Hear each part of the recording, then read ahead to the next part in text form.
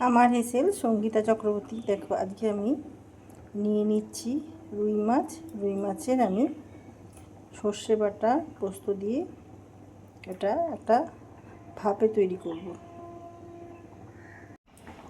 দেখো এখানে 2 চামচ মতন আমি সর্ষে নিয়ে নিচ্ছি, সাদা সর্ষে, 2 চামচ পোস্ত। এটা আগে গুঁড়ো করে নেব।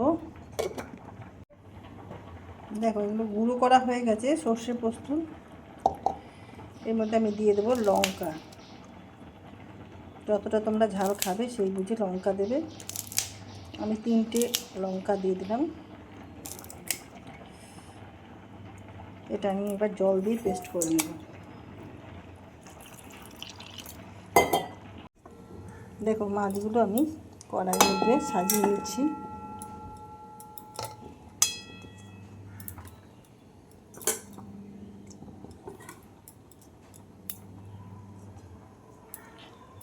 আর এই যে পেস্টটা করলাম, পেস্টটা এর মধ্যে ঢেলে দিলাম। এবার এই জলটা এর মধ্যে দিয়ে দিলাম। আর একটু দিতে হবে। কাঁচা লঙ্কা, হলুদ, টেস্ট ব্যালেন্সের জন্য একটু চিনি দিয়ে দিলাম। পরিমাণ মতো নুন দিয়ে দেবো।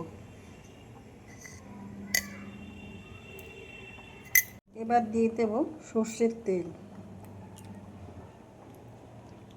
2 চামচ মতন সর্ষের তেল দিয়ে দিলাম। এবার এটা মাখিয়ে নেব।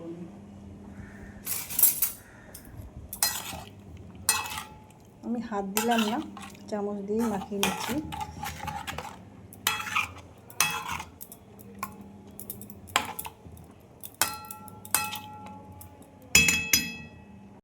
দেখো এবার এটা আমি গ্যাসের মধ্যে বসিয়ে দিয়ে ঢেকে দেবো, দিয়ে 15 মিনিট এটা রান্না করে নেব। মাছটা খুললাম, এবার মাছটা একটু দেখে নেব।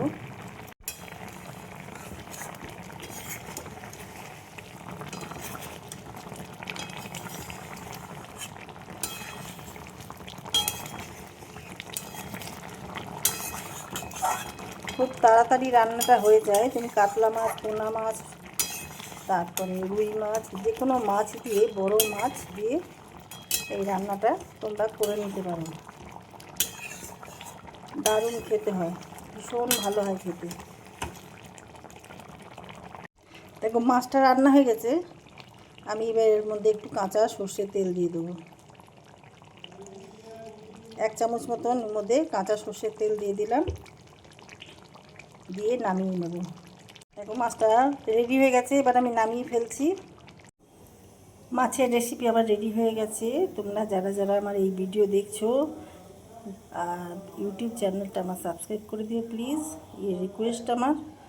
আর ফেসবুক থেকে যারা দেখছো তারা পেজটা ফলো করে নিও। যারা যারা আমাকে সাবস্ক্রাইব করেছে অসংখ্য ধন্যবাদ জানাই তাদেরকে। সবাই পাশে থেকো, সাথে থেকো। ভিডিওটা এখানেই শেষ করছি। সবাই ভালো থেকো। Thank you.